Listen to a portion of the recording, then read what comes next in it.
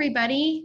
Thank you so much for joining us tonight. We're going to just wait 1 minute to let everybody get settled in. We're having some technical difficulties with pulling it over to Facebook Live, but we are recording this event, so we can definitely send you a recording of the event afterward. We'll also put it up on our YouTube page tomorrow, so if you ever need to watch this event in a later date, you can access it that way. So in the meantime, thanks so much for joining us. Feel free to introduce yourself in the chat. Let us know where you're tuning in from and maybe a favorite park or trail that you visited recently in New York City.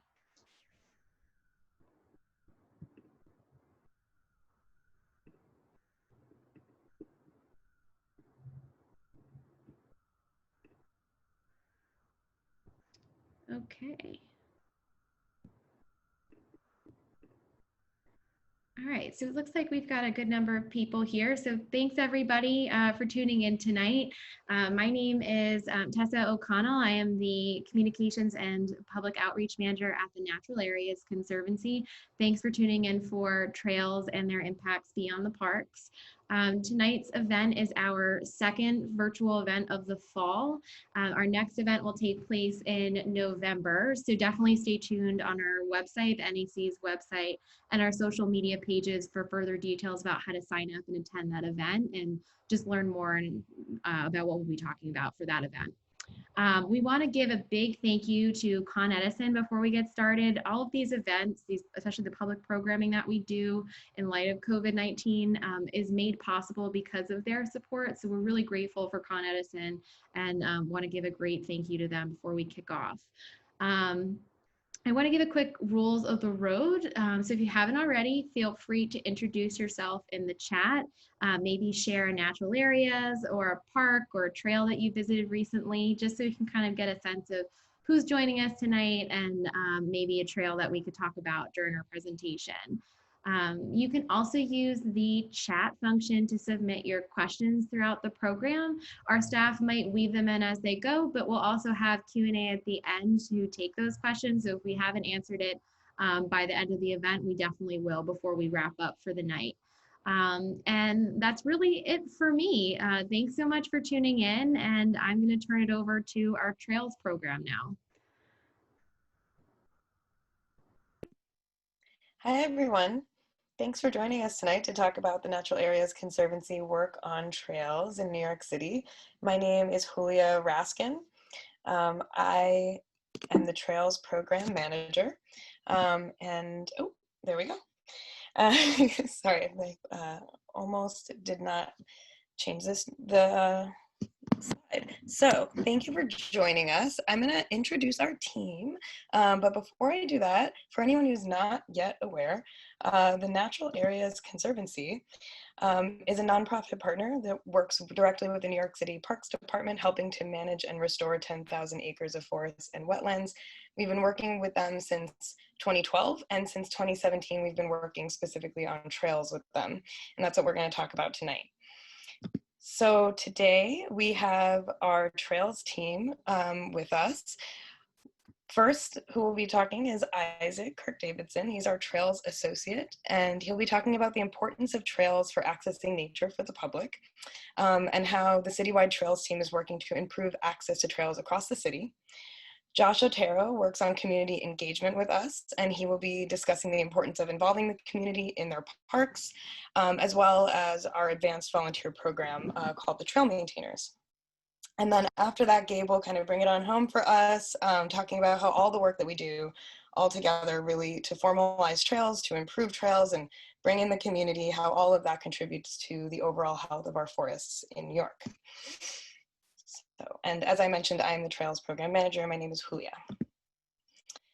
So I'll give a quick overview of what we do. To the right, you'll see a lovely map that shows all of the parks in New York City that have a minimum of 2 miles of nature trails. And you'll kind of see like a little bit of brown. It's hard, you can't actually zoom in here, but that's the trail network within those parks. So New York City's nature trail system exceeds 300 miles. of formal and informal trails, and that's spread across 10,000 acres of forests and wetlands in New York City. And that's all in New York City parkland. Nearly all of the trails are concentrated on 75 of the city's park properties. So that forms a relatively dense network of trail experiences within each individual park. We work in close partnership, as I mentioned, with the New York City Parks Department and also with the conservancies across the city to manage these vast areas and dense networks of parks that offer a big range of recreational experiences. So these are the four kind of buckets of the work that we do. Trail formalization is a large component of our work, which means marking trails with blazes and creating maps of the trail networks within each park. So far, we've formalized more than 42 miles of the formal trail system across 19 parks throughout all 5 boroughs. The goal of trail formalization is to ensure that people in parks, such as yourselves, know which trails to use, and in a way that's safe for them, for all of you, and also healthy for the forest, and to avoid informal trails, many of which can degrade the overall health of the forest. And we'll talk more about that later in the presentation.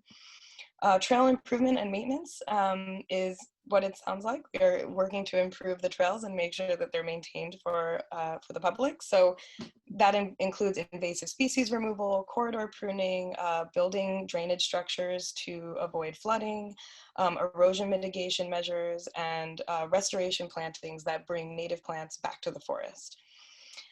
We also do volunteer engagement. As I mentioned, we have an advanced volunteer program called the Trail Maintainers that Josh will discuss, but we also do larger events with New York City Park Stewardship throughout the year. So those are big fun events, and hopefully some of you can join us one day out there on the trail. And finally, trainings. So we do train our advanced volunteers, the trail maintainers, but we also train local park conservancies and New York City park staff, all people who work out on the trail, work on improving and maintaining and formalizing trails. Earlier this month, the citywide trails team did a really fun free 3-day training called the Trail Improvement Techniques Training for trail practitioners of different skill levels who work to maintain natural areas all throughout 5 boroughs. 35 participants attended. It was a great success, and we plan to continue these types of trainings to ensure that everyone who works on trails has the knowledge and the skills that they need to do so. And we're very grateful to the Leona M. and Harry B. Helmsley Charitable Trust for making that free training possible. So I also want to plug our strategic trails plan. This will be coming out later this fall, and it describes it more in depth than what we can go into in 1 hour, the diversity of our trail networks throughout the city. The plan lays out the key recommendations for improving the network and doing some of the things I discussed earlier, like formalizing the trails, and also outlines trail management and design guidelines that we plan to follow. So we're very excited for that, and you will know when it comes out. And finally, as I mentioned earlier, we have a great lineup of people talking to us today. So Isaac will be talking about the work that we're doing to improve access to trails. Josh will be discussing the importance of community engagement on the trails, and Gabe will discuss how all of this work leads to healthier forests. So I will hand it over to Isaac.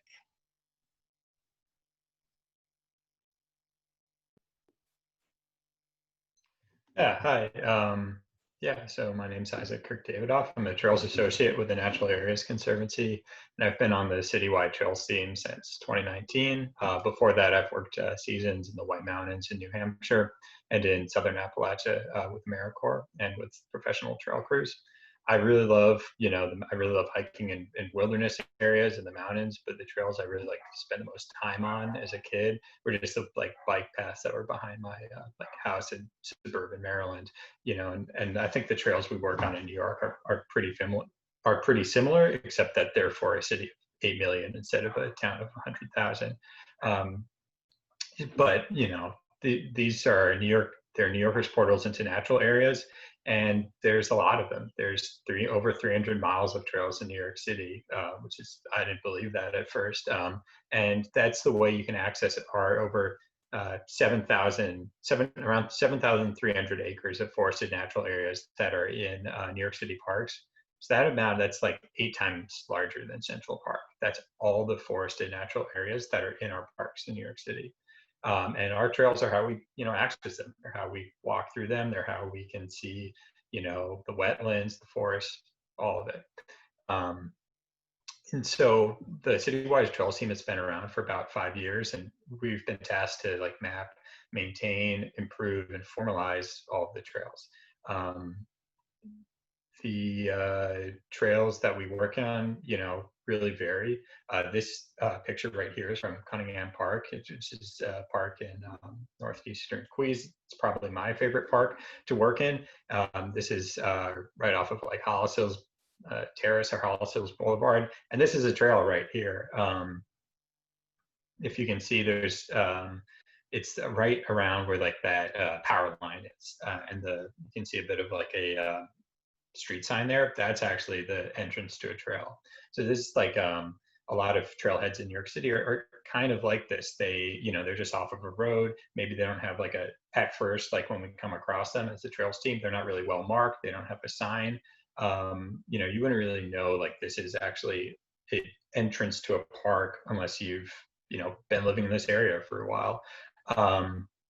So what we work with is, coming across something like this, which takes you to a beautiful forest, and just think about, how can we make this so, it's like easy, it's safe, and like really kind of like publicly known that this is an accessible trail, a way to access a natural area. And the next slide.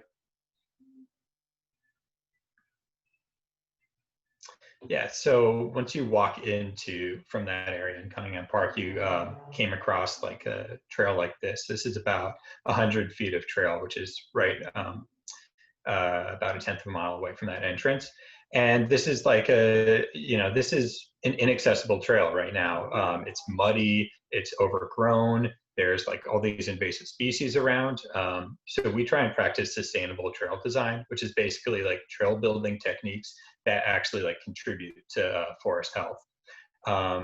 It kind of came across in the 90s, especially on the East Coast. A lot of trails were made in the turn of the century where they just wanted like a really quick weekend getaway, in an area that didn't have like, I don't know, cholera and plague or whatever was going around in there 100 years ago.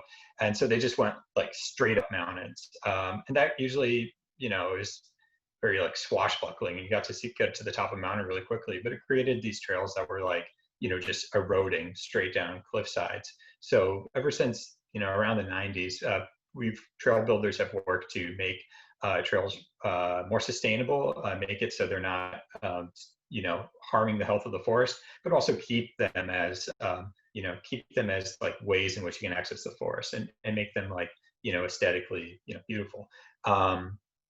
So with this trail, to make it more accessible, what we do is, first we can reroute it. We can also kind of close off some of the areas, and I'll go into a bit in the next few slides how we turn this kind of like mud pile into like an accessible trail into a beautiful forest. Next slide.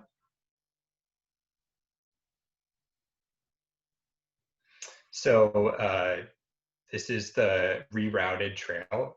This is basically on higher ground from there. If you can imagine looking like kind of down the hillside, you'll see this vernal pond. So while before the trail went into this, it was like it looked like mud, but it was actually a vernal pond. Cunningham Park is on the terminal moraine. So, I mean, it's filled with these kind of glacial formations from when the edge of the ice shelf was on Long Island. And they're really interesting, beautiful things to look at. Maybe not the best to walk through when you're walking through a pond. So with this trail, we sorry, can you go back? I'm so sorry. I don't know why. I'm not sure why it went forward. Sorry about that. That's all good. And there you go. So this trail, we, first we kind of grub down the area. We dig out to we dig away the kind of organic material, the leaves, the roots that are on top, all this stuff, and we get it to what's known as like mineral soil, which is like a really compactable surface. So now we're creating a really compactable surface on higher ground, so the water's not, you know, pooling there. It's going to be flowing down the trail. We try and make it flat, but with like a bit of a tilt, so the water flows down. And we also do invasive removal on the edges. It's not super visible with these photos, but there was some invasive trees called Norway maples here. There are some invasive rose bushes, some vines like Japanese honeysuckle, and we take those out as a way to like limit disturbance. And so now like we've created this like beautiful trail that's very, you know, it'll compact really easily. Water will flow right off of it. And you'll be able to see this vernal pond now at the bottom, which is great for like bird watching. Go to the next slide. And so to continue the work, once we've made the trails, we need to maintain them because, you know, they're in natural organic areas. They're in these like kind of living communities, and so stuff will just grow. So we need to always like come back to maintain these trails. That means like cutting down the corridors. Trail corridors are usually around like about a wingspan across and like the height of a door above your head. No branches are hitting your head. Nothing's going on your side. Usually people, a vernal pond, yeah, there's a question, what's a vernal pond? A vernal pond is like, it's a seasonal pond. It only will come up during the spring. It's like if you imagine an area that's really like wet and muddy during the spring, but maybe during the fall when it's drier, there's not as much water. So right here you can see we've cut down the mugwort on either side. We've also cut back, I think this was autumn olive that we cut back a bit. And then we also try to maintain the tread, which can be involve putting in structures, or it can just mean like kind of cutting down some of the grass that's on top. And so when you have, and this creates like more accessible trails, and that, you know, if you come across something like this, you might even not know it's a trail when it's really overgrown. You might like not realize like it's a trail, and that can also lead to misuse. You know, that can lead to forest fragmentation. It can lead to people trying to take shortcuts, all sorts of things. So this is all done in order to create a clear, you know, very understandable formalized trail network. Here, the next slide. So the final part of formalization is to put in blazes. So once you have these like kind of clear formalized trails, you put in blazes, and that like officially marks the trails. Really cool thing about trails in New York City is that like we didn't make them for a lot of them. A lot of them weren't even made by parks. They're just made by people walking around in these parks, and like, you know, they kind of picked out a good way to, you know, walk their dog. And that, you know, it has its pros and cons, but, you know, sometimes, you know, people don't make the best trails. So we come in and kind of like, you know, pick a good route. That's a good question. Who named it Raoul Wallenberg? He was a great man, of course. So we pick a good route, we formalize it, and then we come in and put in trail markers, you know, blazes. And this is usually done as a volunteer event, which is a great way to bring the community in to these trails, to the formalization. And that also increases access, is making it a community-wide event. And it also, Josh will talk about this later, but bringing on volunteers, so making these things known in the community, and also like making them like very recognizable, clear trails. The next slide.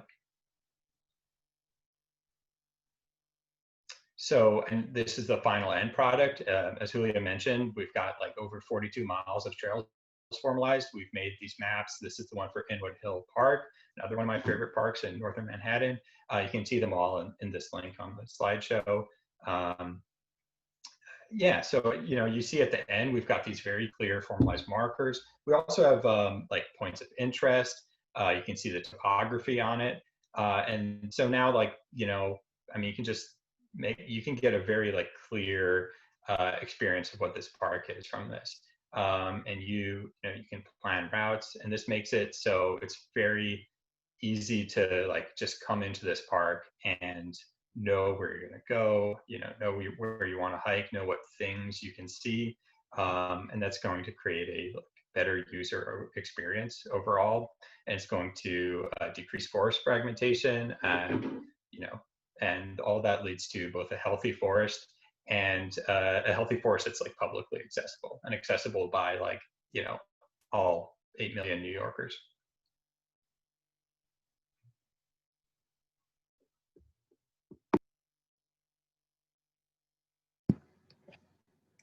Excuse me. Good evening, everybody. My name is Josh. I'm the Trails Community Engagement Manager. And I'm just going to speak with you all about community stewardship. So you see community stewardship defined here as the care and conservation of our local natural areas and nature trails.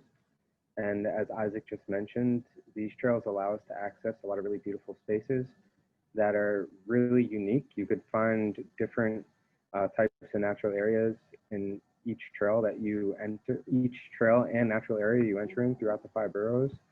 And another thing that's really unique about our trails is they're in New York City, which is a really beautiful place with a lot of really different people. So community stewardship ends up being something that's extremely multicultural and intergenerational. There's people of all different ages that use our trails, and there's people from all over the world that use our trails.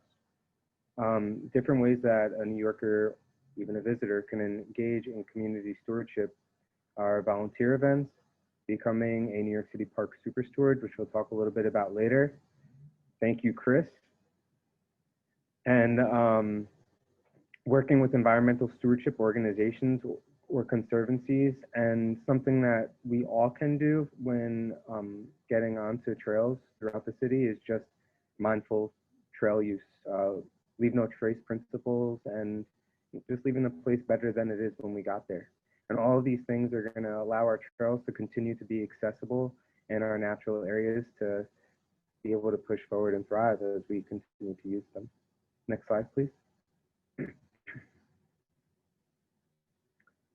I just added a few photos so you can see some of the areas that we're talking about. The trail on the left is Cunningham Park. It actually is in the same area as the trail that Isaac showed that we had improved upon. And I'm on board with Isaac as far as Cunningham as one of my favorite parks as well, with another one of my favorites to the right, Marine Park. It's a really, really beautiful, beautiful area in Jamaica Bay.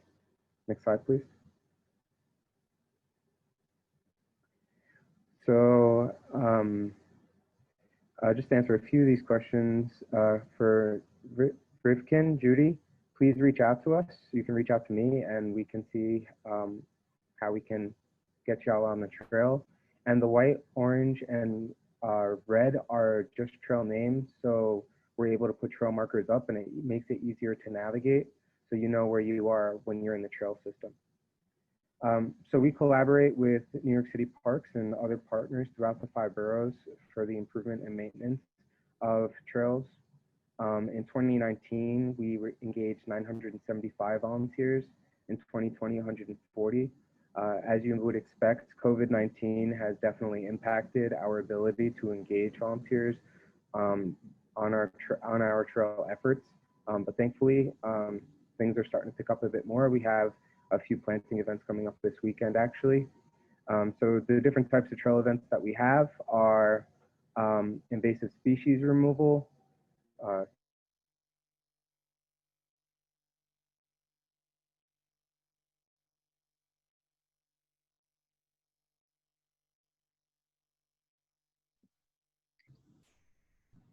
Okay, I think we might have lost Josh there. He's frozen. Let's see. Okay, 1 more minute, and if not, we'll keep going. I'll just give him a heads up. Can you hear me now? Oh, yep, there you are. Sorry, everyone. Gotta love Zoom, right? Yeah. Take it away, Josh. Sorry. So yeah, so we prune trail corridor, and then we also plant, do plantings as part of trail restoration efforts. And all of these things are to make sure that our natural areas remain healthy. And we go to the next slide. These are a few of the events that we've had. On the left, it's you see a volunteers pruning trail corridor at INWOOD Hill Park. And on the right is another INWOOD Hill Park volunteer group. They had been doing debris removal. We had worked with the Inwood Hill Park on monthly volunteer events. Gabe led a lot of those events to help with formalizing the trail network and restoring the area there. And we had a lot of returning volunteers. These events allow people to engage directly with the community and also learn a little bit about the park that maybe they never visited or they wanted to learn more about that was right there in their neighborhood. Next slide, please.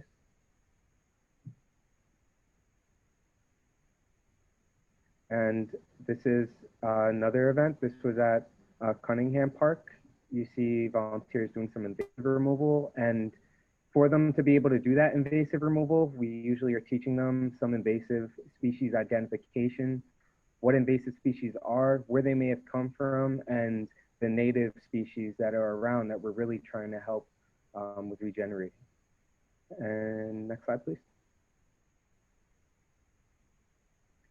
And this is a National Trails Day volunteer event.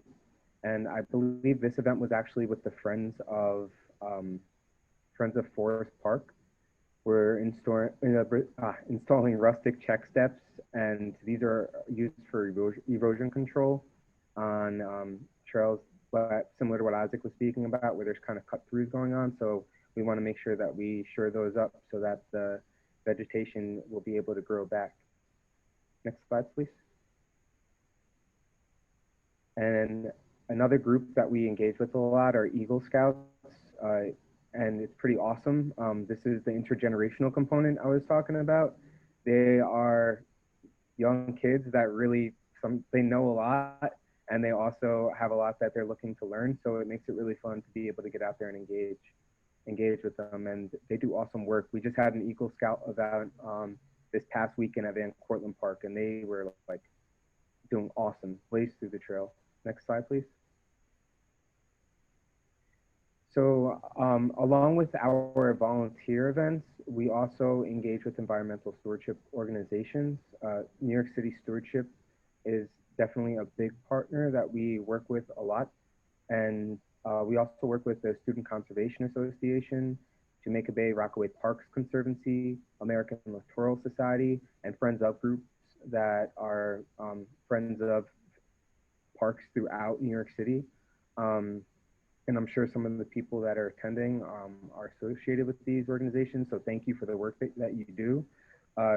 The ability to partner with these groups allows for a shared information, because there's experts in all types of fields. And when we come together on the trails, we're able to get some good work done and share that knowledge with one another. Organizations like the Student Conservation Association and Jamaica Bay Rockaway Parks Conservancy, as well as the American Littoral Society, allow youth to have employment during the summer. So these youth come out and work with us on the trails and are able to get paid, learn more about nature, and be able to steward their local communities. Friends of groups, amazing advocates for their parks. They really care about the natural areas, and it's great to be able to get them out there and give them tools and show them what's going on the trail so we can work together on maintaining and formalizing them. Next slide, please. Hey, Josh, we have one question from Marcia. She was wondering if the volunteers usually are from the immediate neighborhood or if they come from all over the city. It's a mixed bag. Sometimes we have volunteers that are from the immediate neighborhood. Like the Inwood Hill Park series, a lot of those volunteers were from the immediate neighborhood, usually with the Friends of groups. And I know that we have a Friends of Alley Pond, someone from there here. A lot of those folks are from the immediate neighborhood, but there are also people that will come from outside neighborhoods because it's a park that they really, really love, and they want to be able to help out with stewarding that park. The American Littoral Society is a good example of, along with Jamaica Bay Rockaway Parks Conservancy, a lot of the people that we're working with there are neighborhood folks that have been around these areas for their entire lives. Next slide, please. Speaking of the Jamaica Bay Rockaway Parks Conservancy and American Littoral Society, these are some of the summer youth. They were pruning corridor at Jamaica Bay Park on the Blue Trail, and you know, it was in summer, so it's like the best time to do it, and making sure that other people in the neighborhood be able to come and walk through these trails. Next slide, please. Friends of Valley Pond Park.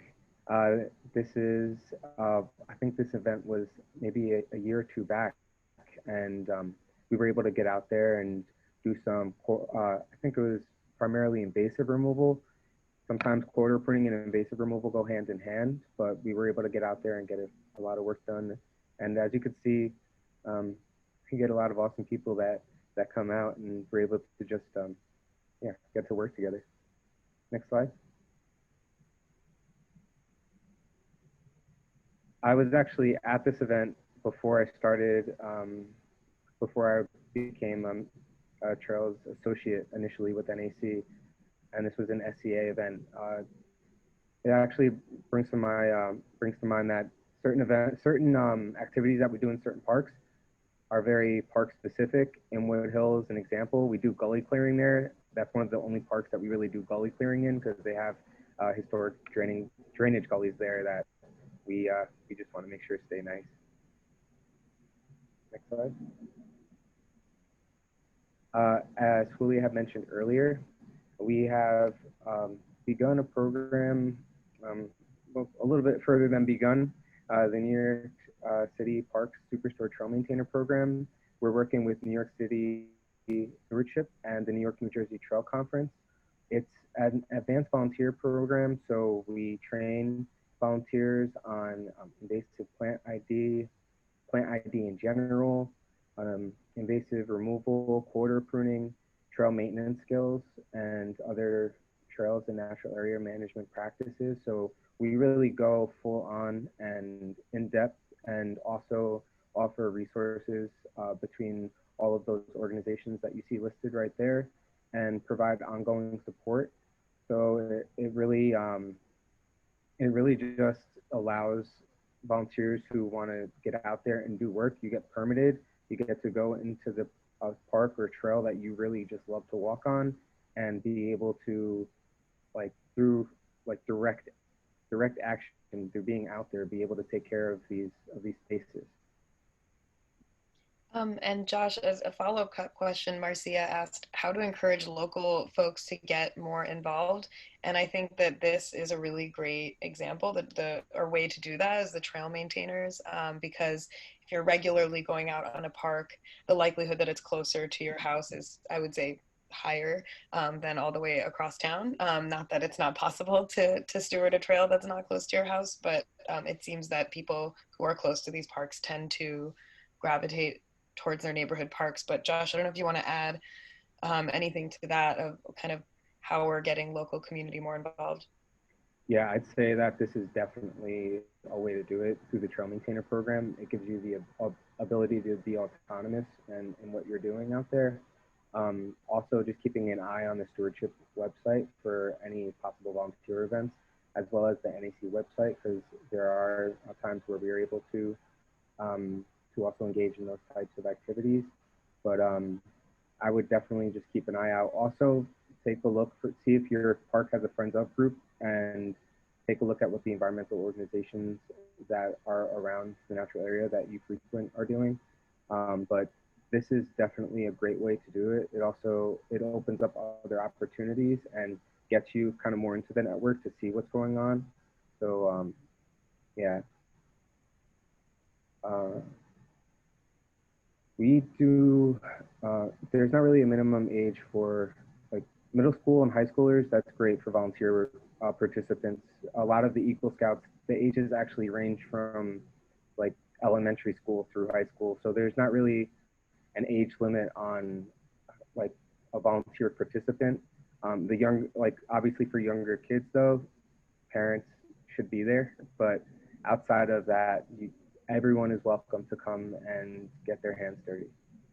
This was the first trail maintainer training we had at Forest Park, and everyone that you see here now in these photos are now trail maintainers, and there are trail maintainers in every borough right now, and we want to keep getting trail maintainers onto trails so that, like, our trails just stay really awesome. Next slide, please. If you are interested in getting involved, the steps to becoming a trail maintainer are first to become a super steward, which is New York City Stewardship. You take orientation, you become a super steward. You attend a super steward training, which we actually have to update this. It would be, you attend a trail maintainer training, then you adopt that trail that you would really like to steward. We go on a walk through through that trail with you, so we can assess all the trail conditions, and we get you permitted so you can start working. And there's a registration link which I can share with you. We don't have an upcoming orientation. The one that we had set for October 28th has filled, and we have a training. November 14th is next training, but there will be definitely more opportunities. So feel free to reach out.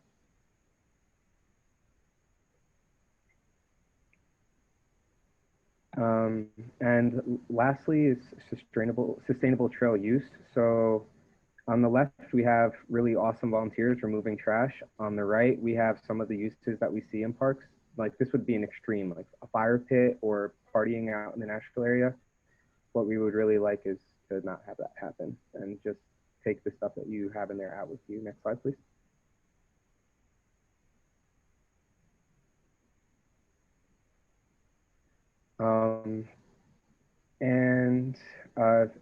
It's just leave no trace principles. You could Google leave no trace. Just walk on established trails, pack in, pack out. Any garbage you take in, take out with you. Leave what you find. Don't disturb the natural area. There's some pretty awesome stuff out there. It might be hard, but do your best not to. And then just be considerate of other visitors, especially nowadays. We want to be mindful of other people's space. I'm going to end with that. Yeah, thank you, Isaac. And Angel, just to answer your question, I think that it doesn't hurt to become a super steward. I mean, if you're a party, it could be redundant, but that would be case by case. So we could, I'm down to talk about it and we can see what's up. Yeah, thank you, everyone.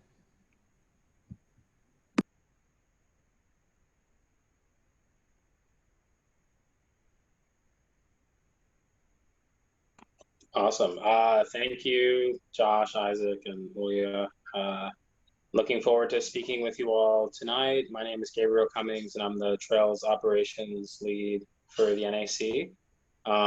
Been with the organization for about 3 years now, and everybody's been giving favorite spots in the city. I definitely do have a special spot for INWOOD because that was the first park I ever hiked in New York City before I was with NAC, but definitely got to give other shout outs to Jamaica Bay Park and, Cunningham. I mean, there's so many really awesome parks across the city, so it's tough to pick a favorite, but those are just some of my favorites.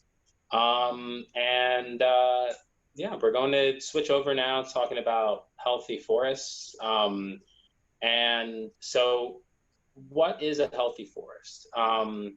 There's definitely something to note from these two photos that we have here as examples. Here we have Inwood Hill Park in the fall.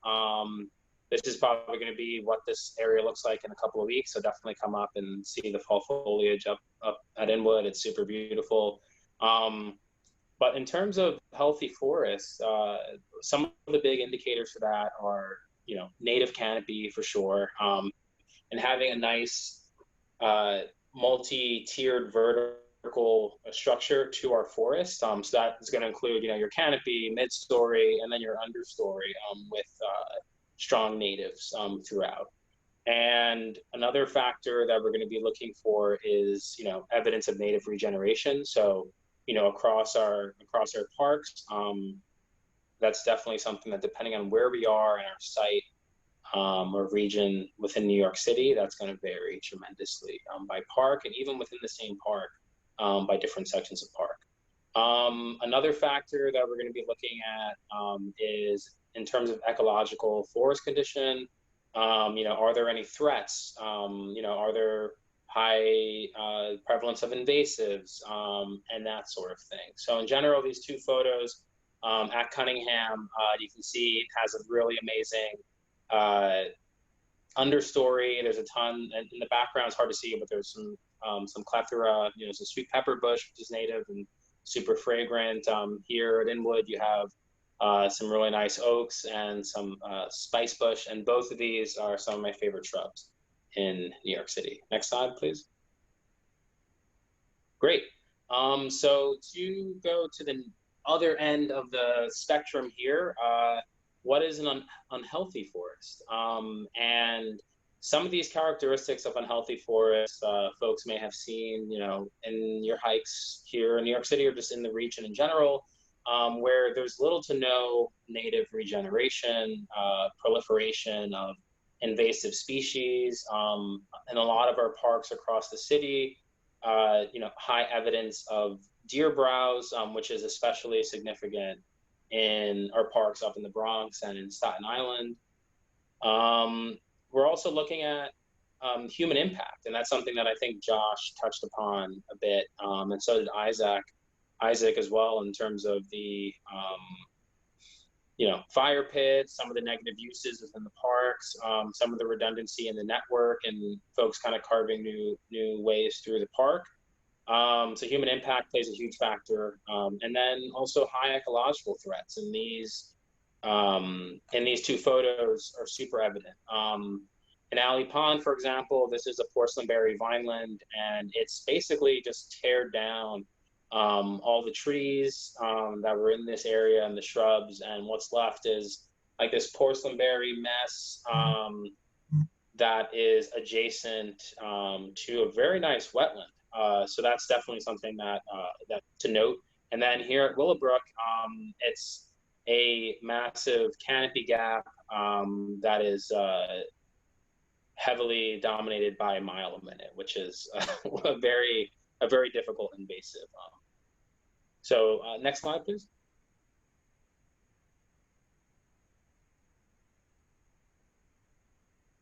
Great. So it is not all doom and gloom. A lot of our forests across the city are healthy. And in terms of forest management for New York City parks, as the NAC and also New York City Parks, we're definitely employing a whole slew of diverse management strategies, which allow our forests to be resilient to climate change. The method of our strategy is definitely going to be related to the overall site condition observed. And this is something that over the course of a few years, the NAC, I think back in 2013 and 2014, did the first citywide ecological assessment and inventory of assessing our forest health and assessing the quality of our forests. So there's a bunch of different plot points that were taken across the city to assess this. So there's all this point data that is forming the basis of a lot of our forest management strategies. And so the goal of a lot of this forest management is definitely going to be to reduce our ecological threats and improve our ecological health of our forests. And Isaac touched upon this category, which is very important as well, is the importance of sustainable trail building techniques, sustainable design, and these factors definitely contribute to improved access, as we saw with the example of Cunningham, and forest health as well, which is something that, in terms of us and our field work and our field crews, removing invasives along the edges of the trail, improving sight lines, to making trails more accessible, for folks to feel safer and the natural areas to feel more inviting, for the public. So that's definitely a big thing that we're doing across the city to help with forest management. And then lastly, this is going to involve access and monitoring of the forest conditions over time, because forests are not static, they're dynamic entities, and there's going to be big change over time if things are just left on their own. Sometimes with regeneration, things will be fine, but it's definitely important to monitor for those ecological threats over time, just to make sure that those ideal forest conditions that we're looking for are taking place, and if not, management interventions will need to occur. Next slide, please.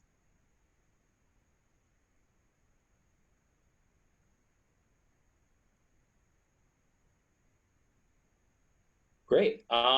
So one of the big areas in terms of forest management in New York City was the development of the forest management framework for our city. And it is a 25-year framework that was developed to promote our forests and the beauty and resilience of our forests, but also to provide a benchmark and a framework for how we can create and maintain forests that are healthy, recreation opportunities and enjoyment for all New Yorkers.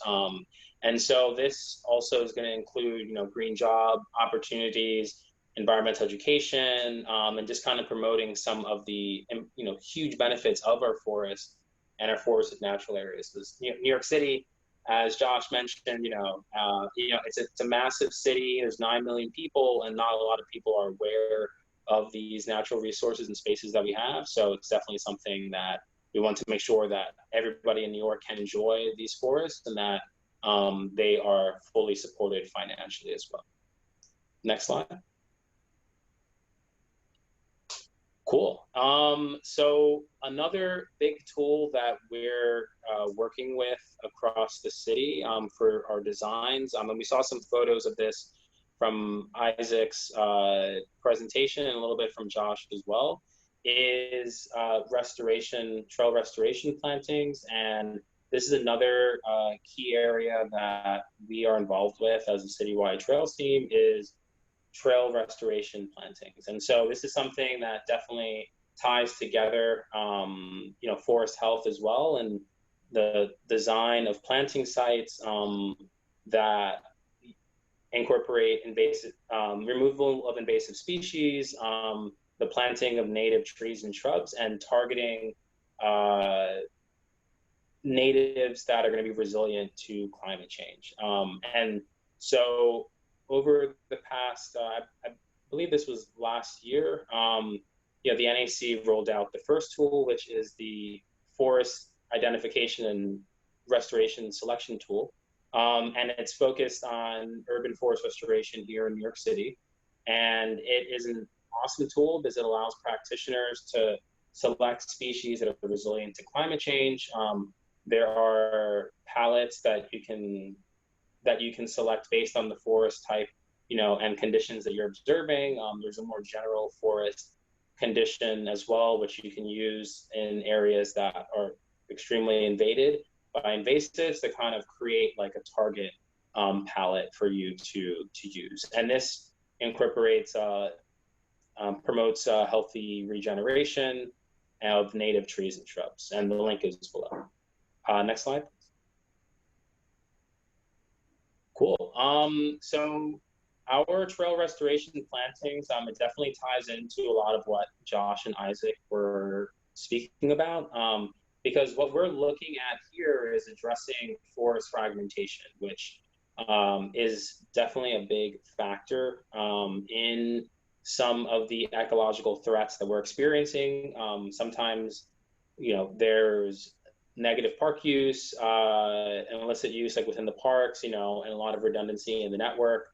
And so these forests over time become fragmented, and they can become invasive seed corridors for invasive seed to invade the forest. And so these restoration plantings, using the first tool and using some of the other management tools at our disposal, we're able to reduce our ecological threats, targeted removal of invasives, and a lot of this work is done through volunteers. The prep work is done, in collaboration with New York City Parks, with volunteer events, with the stewardship team, and I think this is a great thing, and Josh touched upon this, is that idea of galvanizing local communities, to come into these forests, come into these natural areas and be stewards around forest management, to kind of take ownership over these public lands and be able to contribute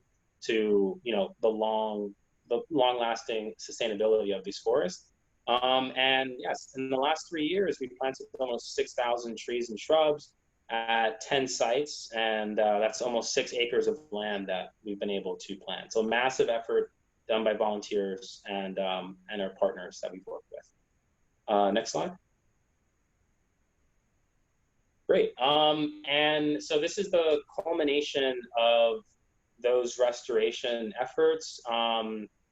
We don't always end restoration with trail planting. It's definitely something that, based on the assessment of the site, it can vary. Sometimes we'll do a light touch invasive removal and kind of let the area, if there's a lot of regeneration that's occurring, we'll kind of leave the area, let it let it kind of come back on its own. But in this case, in INWOOD, we were able to plant this area with about 500 trees and shrubs. And here's a couple examples of happy volunteers here in the park participating in a nice fall planting that we had last year. Cool, next slide.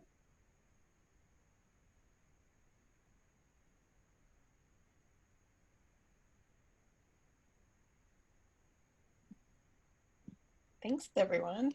Thanks to our great presenters. I'm going to stop sharing now. If anyone has more questions, please throw them in the chat. Now is the time. We have a few minutes to answer them.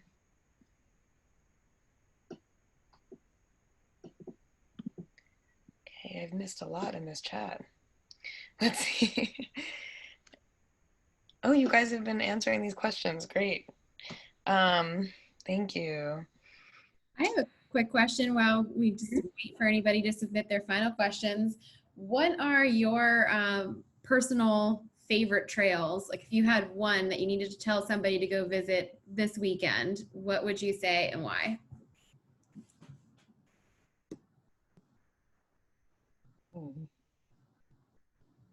I'm gonna let the trails team go for that because you guys are out there all the time.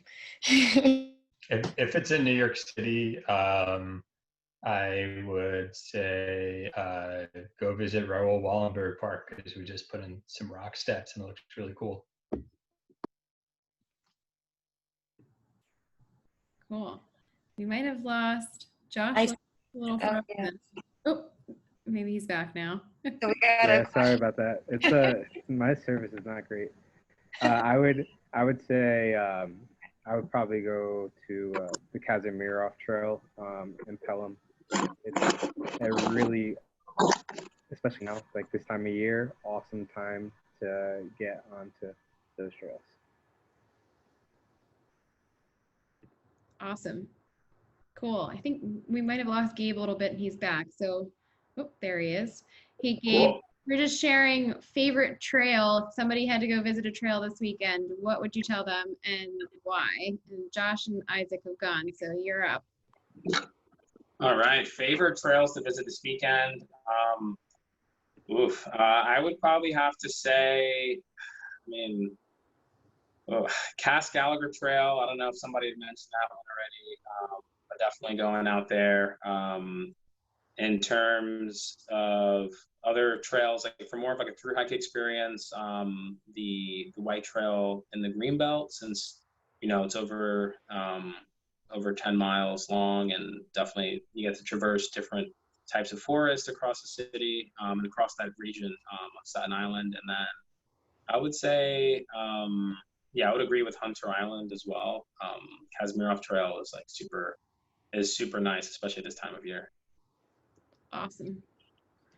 Cool. Well, we have two questions coming in, and I'd say they're kind of similar, so we'll kind of tackle them together. I know Julie and Karen can ask a similar question. How do you guys work to promote and bring awareness to all these Great Trails programs? How do you get people to participate? And then are there any barriers that people might face when trying to get more involved with trails, and how do you work through those?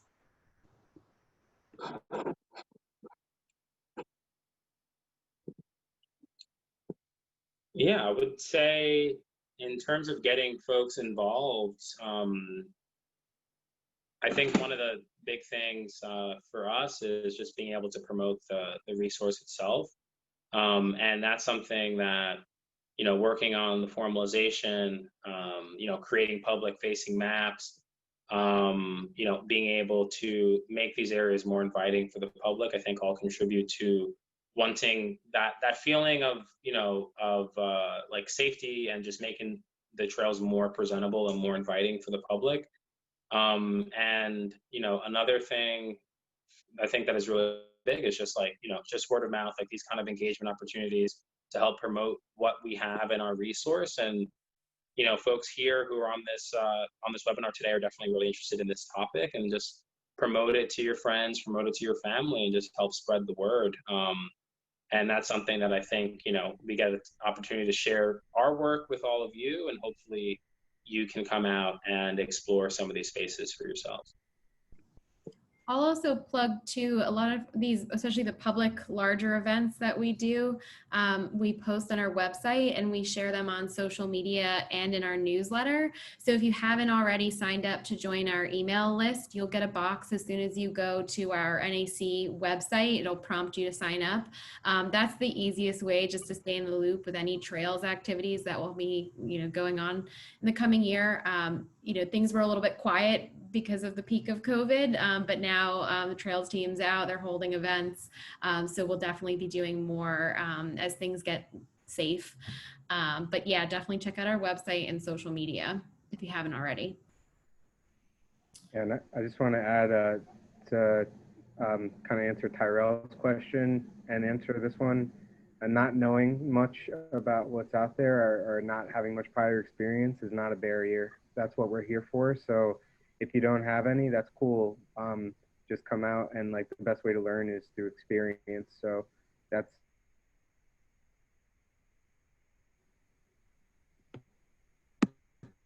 awesome. We have a couple more questions coming in. I know Marcia is actually one of our board members, so thanks for tuning in. She wants to know, how do you get started with INWOOD? If you're going to go for a hike there, what are some of your recommendations on how to navigate the park and things to explore? No, that's a great question. I think I'd have to go with taking the Orange Trail up. The Orange Trail is the, you know, it's the more, I think, yeah, it's more the nature trail, because a lot of the trail is, you know, it's rustic, dirt trail. There are some sections that are paved, but it gets you through some really nice, like, you know, like oak hickory and oak tulip forest. There's a lot of amazing sights to see along the trail, such as the Whaleback, which is a really cool rock formation. The Clove, which, you know, that FMF photo that we had, you know, earlier in the presentation, that was of the Clove, and it's one of the most like beautiful places, you know, I think in New York City. So that's definitely a treat to see. And then, you know, going up top to the overlook, as you can see, in probably a couple of weeks, you'll be able to see the fall foliage of the Palisades in New Jersey. And, you know, on a clear day from certain parts of the trail, you can see almost all the way up to the Tappan Zee, or I guess Mario Cuomo Bridge now. So I would start with there, and then just you know, explore around, you know, around the trails from there. Awesome. All right, I think we can follow up with one last question. So there's been, I think, at least 2 questions coming in about the trailblazes and using nails, if they're official from NYC Park. So if you guys want to talk a little bit about the blazes that you use, I think folks would be interested to hear about that.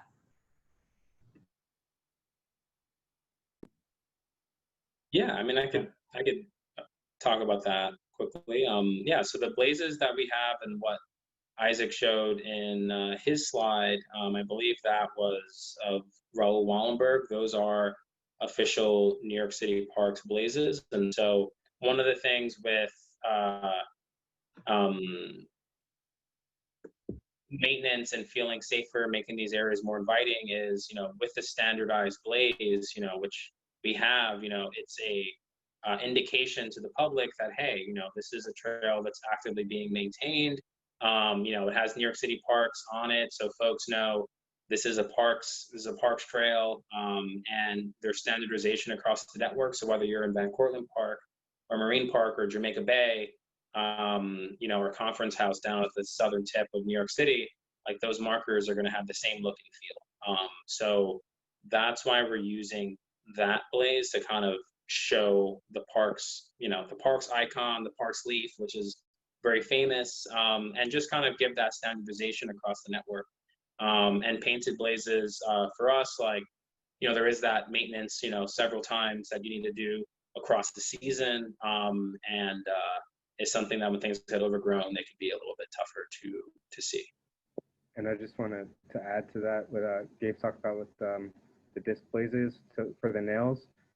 We drive the nails in just a little bit to keep them, keep the blazes up.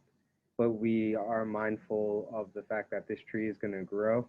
And we also don't, we won't put a blaze on a smaller trees because we don't want to negatively impact the tree's health. So we put it on larger trees and and then like give it space so that when the tree continues to grow, that blaze will be able to stay without getting pinched.